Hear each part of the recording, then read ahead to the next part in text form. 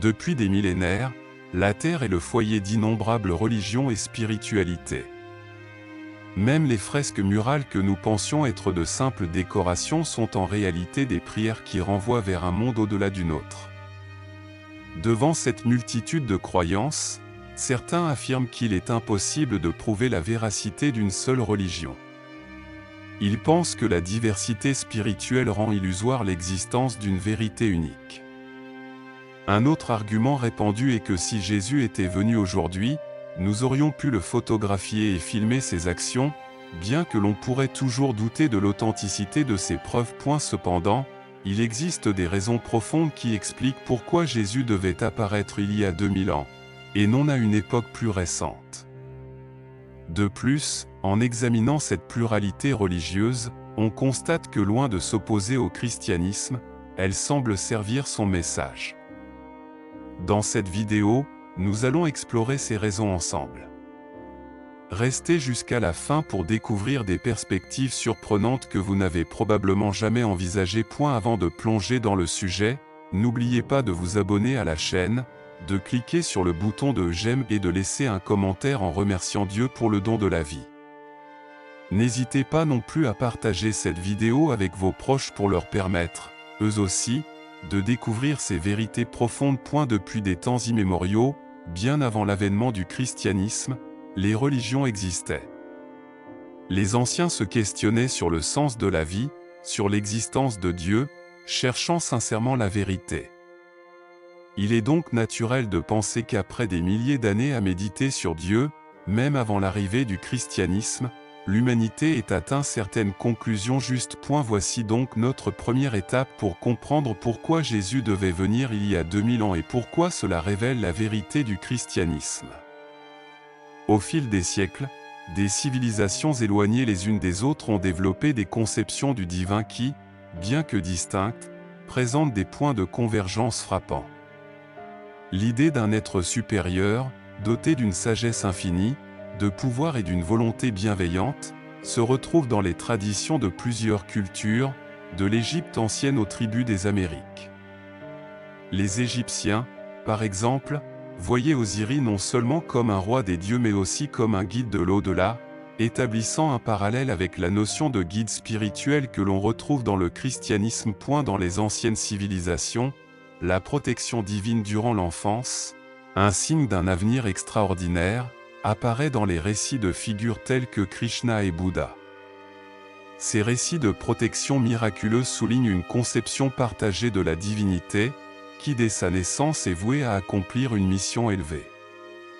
Ce symbolisme de protection renforçait la foi des anciens, qui voyaient en leur Dieu une puissance bienveillante qui se manifeste dès le début de la vie. De plus, plusieurs croyances évoquent l'idée de la tentation, illustrée par des combats entre le bien et le mal dans lesquels les divinités doivent triompher, comme le montre la figure de Krishna dans la mythologie hindoue. Ces similarités spirituelles suggèrent une quête universelle de compréhension du divin, une recherche qui transcende les frontières culturelles et géographiques.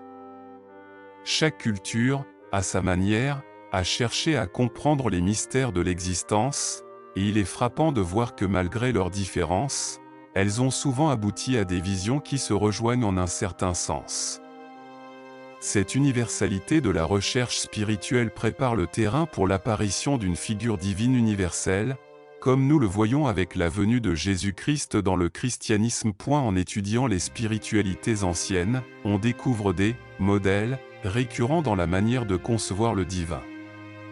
On observe des caractéristiques semblables attribuées à Dieu, partagées par plusieurs religions. Par exemple, certaines croyances prophétisaient l'arrivée d'une figure divine, comme dans le zoroastrisme où Zarathustra est désigné comme le prophète. Certaines traditions anciennes considéraient Dieu comme un être de rang royal, à l'image des divinités grecques et romaines. Cela fait sens, car la royauté symbolisait le pouvoir, la force et la sagesse, des attributs naturellement associés à une divinité suprême. Par ailleurs, dans certaines mythologies, des dieux ou des êtres divins étaient dits naître de manière surnaturelle. Par exemple, Athéna serait née de la tête de Zeus, tandis qu'Indra serait apparu de la bouche de Purusha. une naissance unique semble cohérente avec l'idée d'une divinité distinguée des êtres humains ordinaires. Un autre modèle que l'on retrouve dans diverses spiritualités est la protection particulière accordée aux êtres divins durant leur enfance. Par exemple, Bouddha, bien que la notion de divinité soit nuancée dans le bouddhisme, aurait été protégé de la laideur du monde par ses parents et élevé dans un cadre princier. Cela rejoint l'idée qu'un être divin pourrait partager des caractéristiques humaines, tout en bénéficiant d'une protection spéciale en raison de sa nature unique. Dans plusieurs religions anciennes, certaines divinités faisaient face à la tentation, comme Krishna qui aurait combattu des démons. Cela peut sembler logique si l'on considère que, pour que Dieu puisse comprendre l'humanité, il doit être capable de ressentir et de surmonter des épreuves similaires aux nôtres. Ce lien crée une sorte d'identification spirituelle, permettant à Dieu de ne pas être totalement étranger aux humains. Par ailleurs, certaines divinités sont souvent perçues comme des guides ou des bergers. Dans les sociétés anciennes où l'agriculture et l'élevage étaient essentiels, les bergers étaient des figures de protection et de guidance. En effet, voir Dieu comme un guide pour le peuple se reflète dans la représentation de divinités pastorales, comme Osiris, considéré comme l'inventeur de l'agriculture dans l'Égypte antique. Les divinités anciennes possédaient également des pouvoirs surnaturels, ce qui est compréhensible si l'on croit qu'une entité divine doit être supérieure aux humains, et même capable de créer le monde. Dans certaines spiritualités, on pensait aussi que Dieu interagissait avec l'humanité, comme en témoignent les mythologies grecques et romaines, où les dieux interagissent de diverses manières avec les humains. Enfin, de nombreuses croyances voyaient en leur divinité des enseignants, guidant les hommes vers des connaissances et des vérités nouvelles. Certaines traditions spirituelles évoquent l'idée que Dieu demande des sacrifices, quels qu'ils soient, pour réparer le mal dans le monde. Dans diverses religions, ces sacrifices pouvaient prendre la forme de jeûnes, de privations, voire de sacrifices animaux ou, dans certains cas, humains. Bien que moralement contestables, de tels rituels existaient, notamment chez les Mayas, les Aztèques ou dans l'Empire Chimú. Cela peut paraître cohérent pour ceux qui croyaient que le mal nécessitait une forme de réparation, et que Dieu, en tant que source ultime du bien, pourrait requérir ces sacrifices. D'autres spiritualités décrivaient un repas divin partagé entre les divinités et leurs fidèles, comme c'est le cas dans le culte de Mitra. Cette notion de repas symbolise la communication et l'intimité, une sorte de communion entre les participants. De nos jours, partager un repas avec des proches renforce les liens, et il n'est donc pas surprenant que certaines croyances perçoivent le repas comme un moyen pour Dieu d'établir une connexion avec les humains. Certaines divinités étaient également soumises à des épreuves ou à des jugements, ce qui s'explique si l'on considère Dieu comme un juge, dont le jugement doit être équitable, même lorsqu'il concerne une divinité.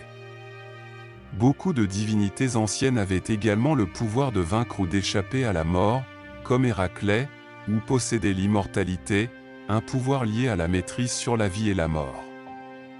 Pour les êtres humains, qui sont mortels, croire en un Dieu doté d'un tel pouvoir semble logique, car il s'agit d'un domaine que nous ne pouvons contrôler. Certaines traditions enseignaient également que Dieu offrait la vie éternelle à ses fidèles, comme Zalmoxi, qui promettait l'immortalité de l'âme à ses élus. Par ailleurs, dans d'autres croyances, Dieu jugeait les vivants et les morts, comme Takur chez les Santales ou Osiris dans l'Égypte antique.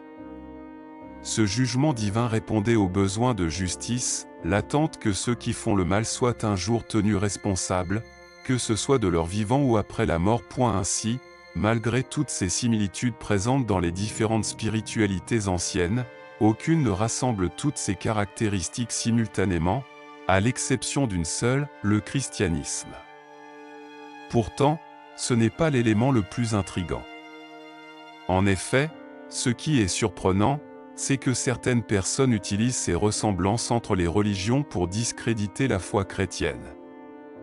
Elles affirment que la foi en Jésus n'est qu'une copie des autres croyances antérieures. Or, en observant de plus près, on constate que ces similitudes dans les autres religions sont souvent vagues et peu spécifiques.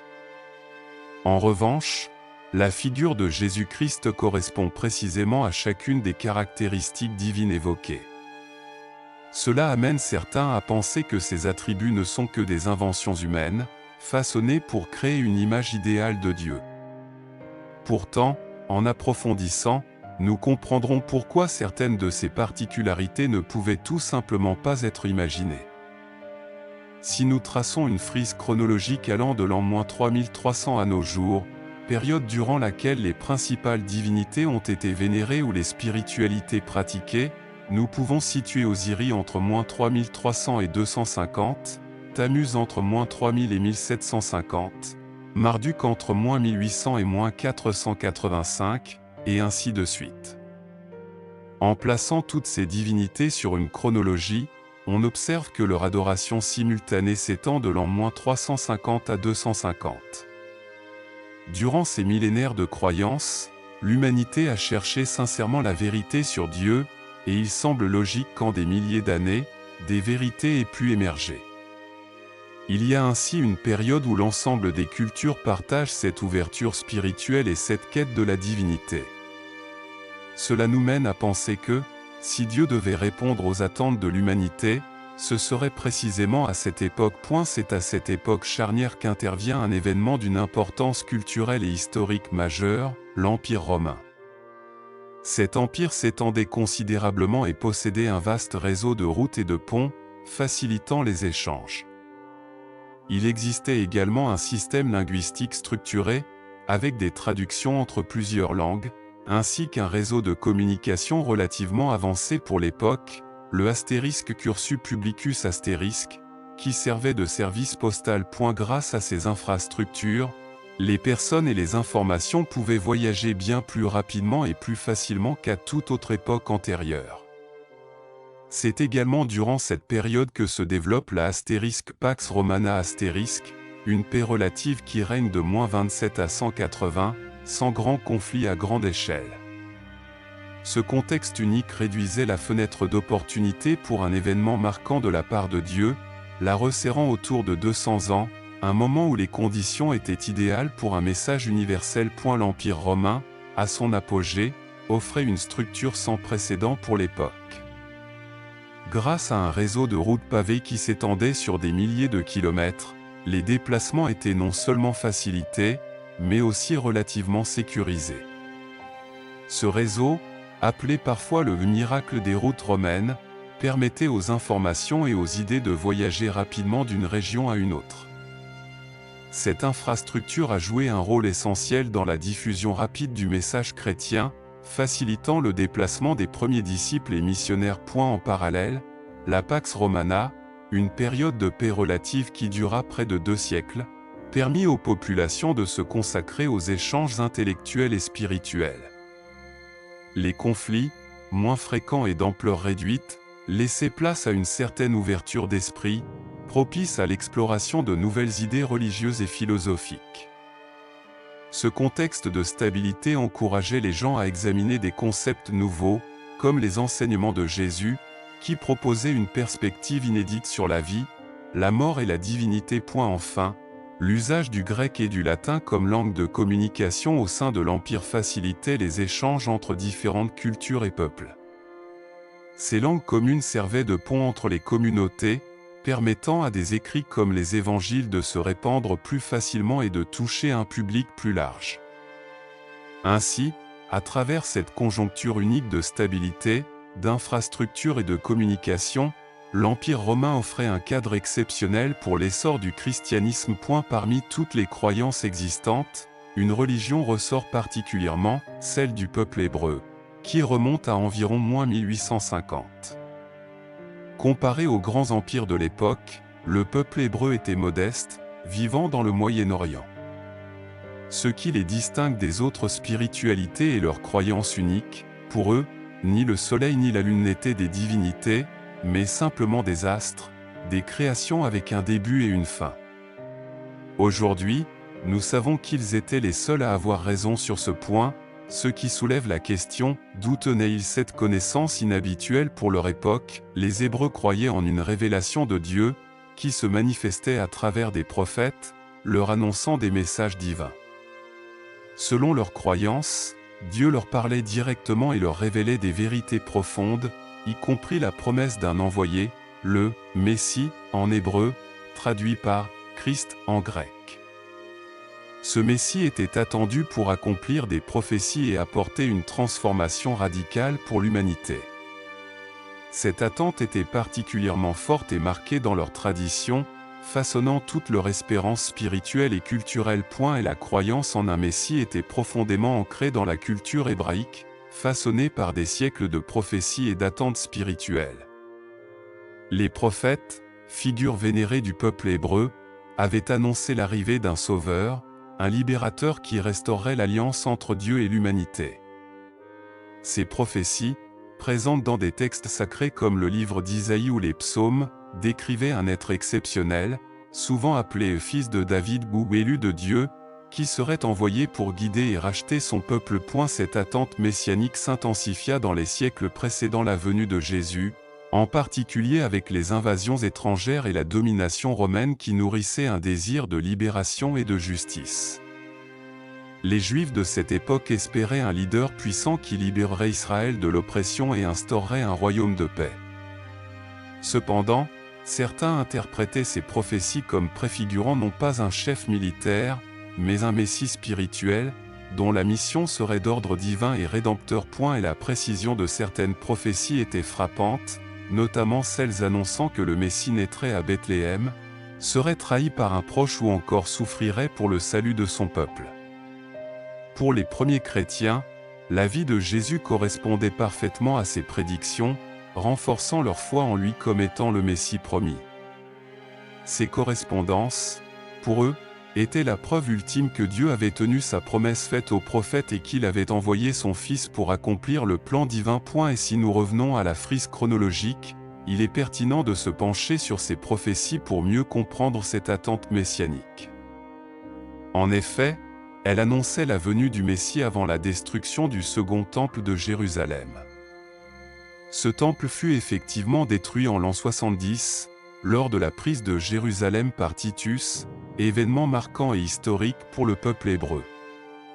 Cela fixe donc la période de manifestation du Messie entre -29 et 70, réduisant encore davantage la fenêtre temporelle pour un événement de cette importance divine. À l'échelle de l'histoire humaine, cette période est incroyablement courte, représentant moins de 0,050% de notre histoire moderne. Les prophéties hébraïques spécifiaient même que de grandes choses se produiraient à cette époque, créant une attente palpable parmi le peuple. Or, c'est précisément durant cette période qu'une figure, qui marquera toutes les générations et cultures futures, fait son apparition, Jésus-Christ. Face à cet enchaînement de faits, on peut difficilement attribuer cette coïncidence à un simple hasard. Pour illustrer cette situation, imaginons l'effet d'un missile. Il y a d'abord la trajectoire, avec la traînée qu'il laisse avant de toucher sa cible. Cette trajectoire représente, sur notre frise, les 3300 ans qui précèdent l'époque cruciale dont nous parlons. Ensuite, lorsque le missile atteint sa cible, il explose, c'est la période précise où les conditions sont réunies pour un événement unique. Après l'explosion, il y a l'impact de la déflagration, l'onde de choc qui se propage autour du point d'impact. Cette image, bien qu'intense, décrit efficacement la propagation du message de Jésus à partir de cet instant charnière. Il y a 2000 ans, la bombe éclate en la personne de Jésus. Si ce dernier n'était qu'un homme ordinaire, l'onde de choc de son message aurait été faible, se dissipant rapidement. Pourtant, son impact a été durable et considérable. Jésus, fils de charpentier dans une des nations les plus modestes de l'époque, a suscité une onde de choc spirituel qui traverse les siècles. Aujourd'hui encore, il est considéré comme l'individu le plus influent de l'histoire. En effet, Jésus ne s'est pas seulement présenté comme un simple enseignant ou un guide spirituel, mais comme Dieu lui-même. La Bible, recueil de textes qui parlent de lui, est devenu le livre le plus lu et le plus vendu de l'histoire, demeurant un best-seller depuis des siècles. Par ailleurs, ce livre est si extraordinaire sous tous ses aspects qu'il a suscité d'innombrables études et réflexions. D'ailleurs, pour ceux que cela intéresse, un cours en ligne est disponible, détaillant les particularités fascinantes de ce texte. Mais revenons à Jésus, il a accompli des prophéties anciennes, certaines datant de 250 ans avant sa naissance, prédisant des détails aussi précis que son lieu de naissance, ses surnoms, sa destinée, et même la manière spécifique de sa mort. Les personnes croyant en Jésus sont aujourd'hui les plus nombreuses au monde, et cette foi s'est répandue, dès les premiers siècles, principalement par le martyre et le témoignage bienveillant de ses fidèles. À une époque où les chrétiens étaient persécutés, leur foi persistait malgré les menaces de mort. Ils n'utilisaient ni la force ni l'oppression pour convertir, mais au contraire, acceptaient la persécution et la mort avec une telle dignité que même leurs bourreaux étaient touchés par leur foi. Les bourreaux, impressionnés par cette force spirituelle, se convertissaient parfois à leur tour. Ce phénomène de diffusion par le martyre est unique et radicalement opposé aux méthodes d'expansion d'autres religions. Cette approche a su conquérir les cœurs d'innombrables personnes, allant jusqu'à convertir des empereurs et des rois. Ce caractère miraculeux de la foi chrétienne, qui touche les personnes par le témoignage pacifique et non par la violence, a joué un rôle majeur dans la propagation de cette foi. Et la manière dont le christianisme s'est propagé au fil des siècles est unique et révélatrice. Contrairement à d'autres religions qui ont souvent utilisé la force ou la coercition pour s'étendre, les premiers chrétiens ont choisi une voie de témoignage et de martyre.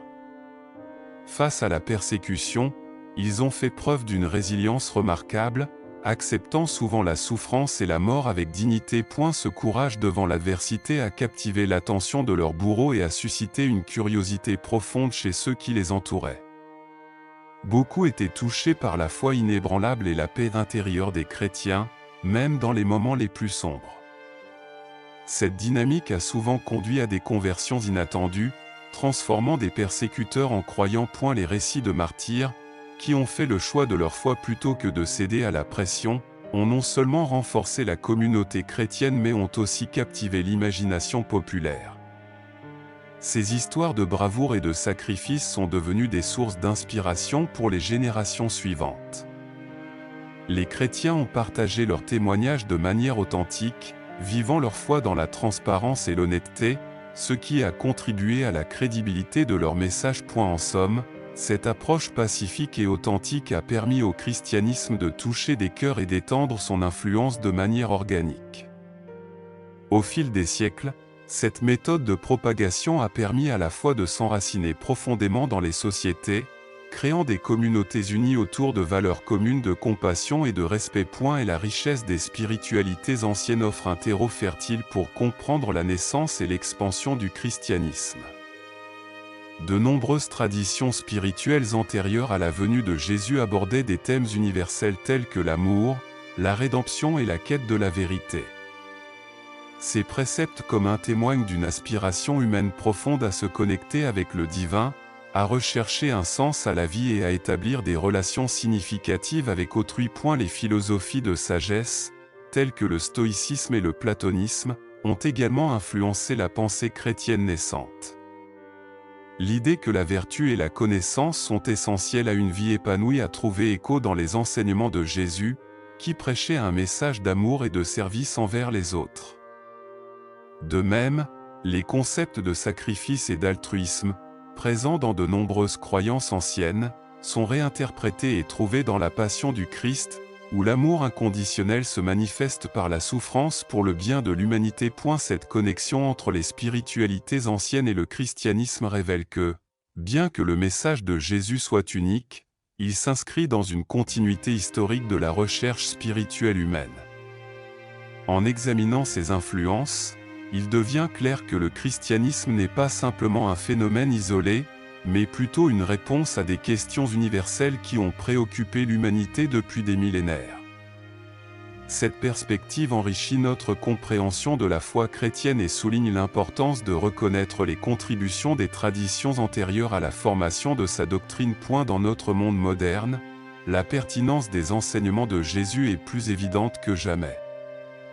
Les défis contemporains tels que les conflits sociaux, l'inégalité économique et les crises environnementales soulignent la nécessité d'une éthique ancrée dans l'amour et la compassion.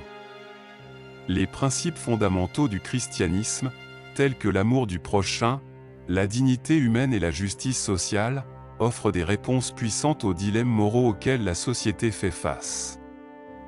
En effet, les mouvements de justice sociale qui émergent dans le monde entier s'appuient souvent sur ces valeurs chrétiennes pour plaider en faveur des opprimés et des marginalisés. Ces enseignements encouragent les individus à agir en tant que catalyseurs de changement, à défendre les droits de l'homme et à lutter contre les injustices. Dans un monde de plus en plus divisé, les messages de paix et de réconciliation de Jésus trouvent un écho profond. Les organisations interreligieuses et les initiatives de dialogue intercommunautaire s'inspirent de sa capacité à rassembler des personnes de différentes croyances et origines. Son exemple de compassion, notamment envers les exclus et les pécheurs, invite chacun à remettre en question ses propres préjugés et à élargir son cercle d'amour. Cette approche inclusive non seulement favorise la coexistence pacifique mais permet également de construire des ponts entre les cultures, un objectif essentiel dans un monde globalisé. En outre, la quête spirituelle qui émerge des enseignements de Jésus continue de guider de nombreuses personnes dans leur recherche de sens et de but. Dans une époque marquée par l'incertitude et la recherche d'authenticité, les valeurs chrétiennes offrent une base solide pour naviguer à travers les complexités de la vie moderne.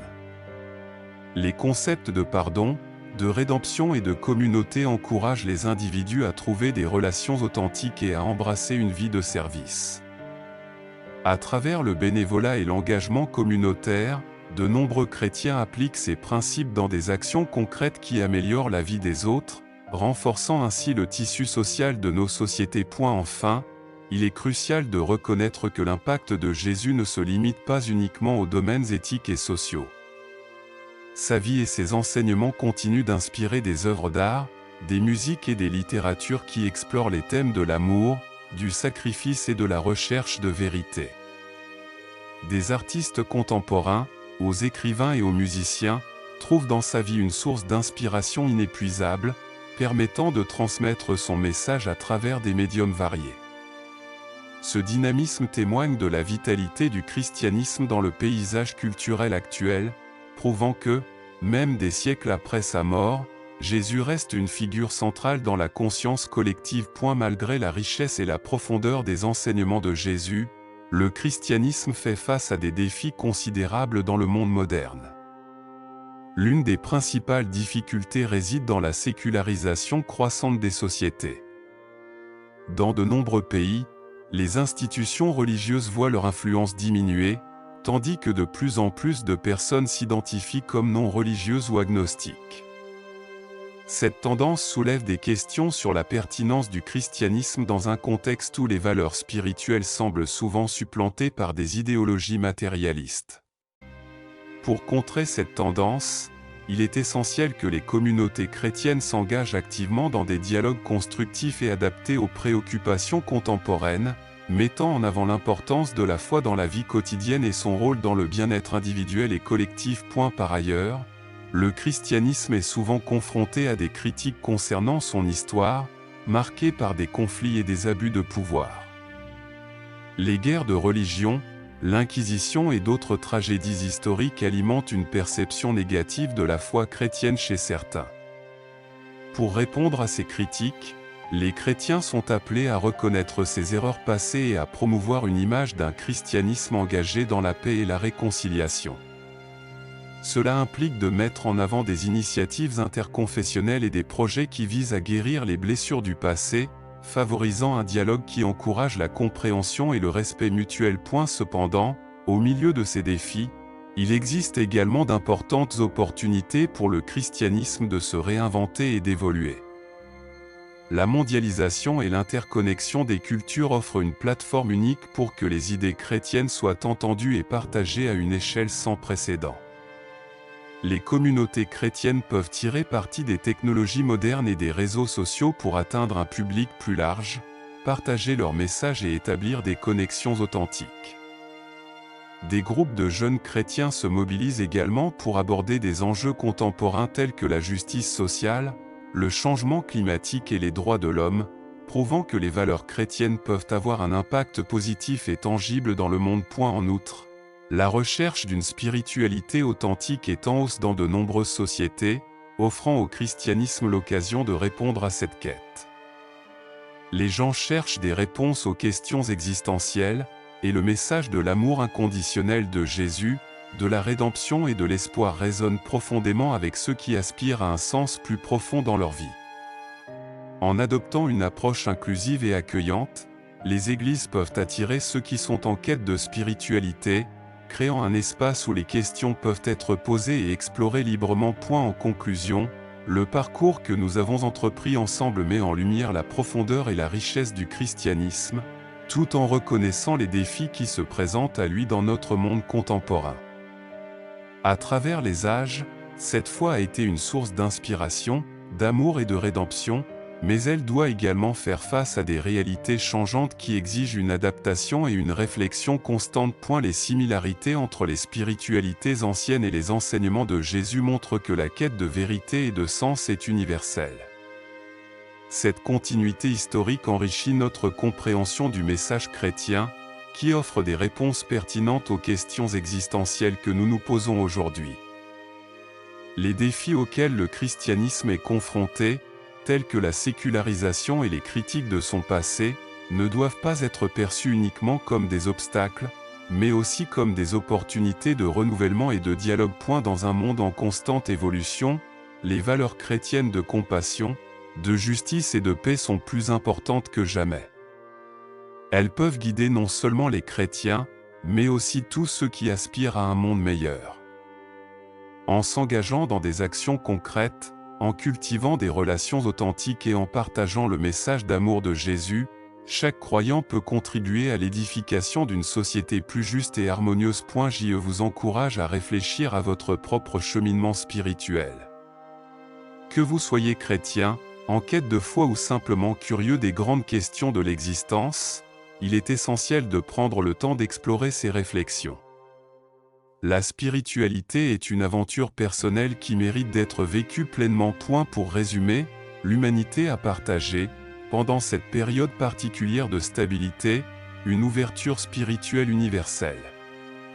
C'était une période propice pour que Dieu intervienne dans l'histoire, accomplissant les prophéties à un moment où l'environnement politique, social et culturel rendait possible une diffusion rapide et étendue de son message. Et c'est précisément dans ce contexte favorable que survient un homme rassemblant toutes les caractéristiques attribuées à Dieu. Cet homme, en plus d'accomplir des prophéties connues des siècles avant lui, a affirmé être Dieu, offrant la promesse du paradis et affirmant que son amour envers l'humanité était sans limite. Ce message d'amour et de salut, qui continue de résonner 2000 ans plus tard, présente des arguments d'une puissance unique pour ceux qui le considèrent comme divin. L'impact de Jésus-Christ sur l'humanité est difficile à exagérer. Non seulement il a introduit des enseignements qui transcendent le temps et l'espace, mais il a également modelé des valeurs fondamentales qui continuent de façonner les sociétés modernes. Ces messages d'amour, de compassion et de pardon ont résonné à travers les âges, influençant non seulement ses contemporains, mais également les générations futures.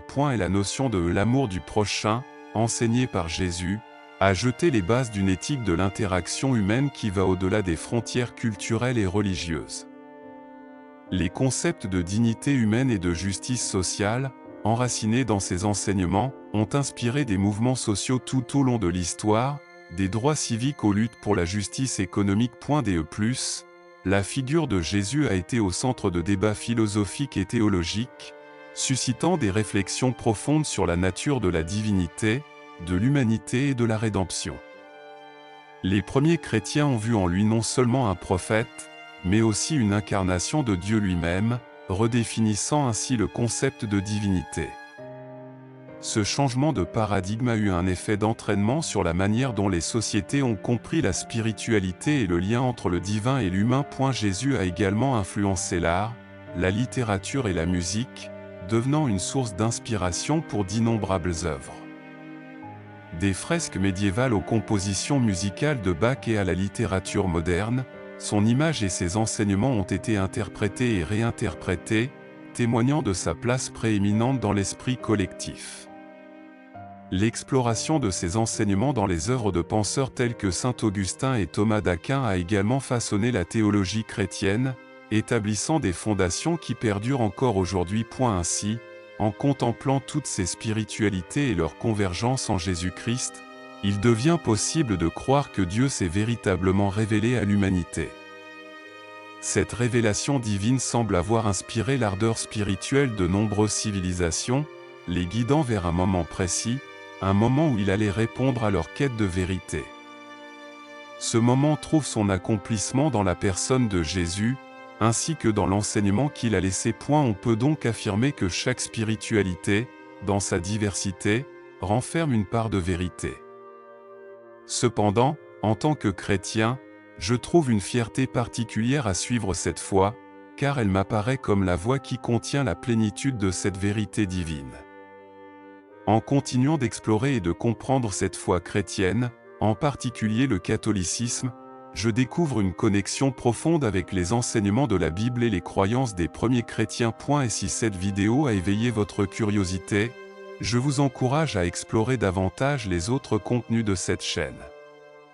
Vous y découvrirez des explications et des réflexions qui vous aideront à comprendre pourquoi tant de personnes, à travers les âges, ont vu dans le christianisme non pas une simple part de vérité, mais bien la plénitude de celle-ci.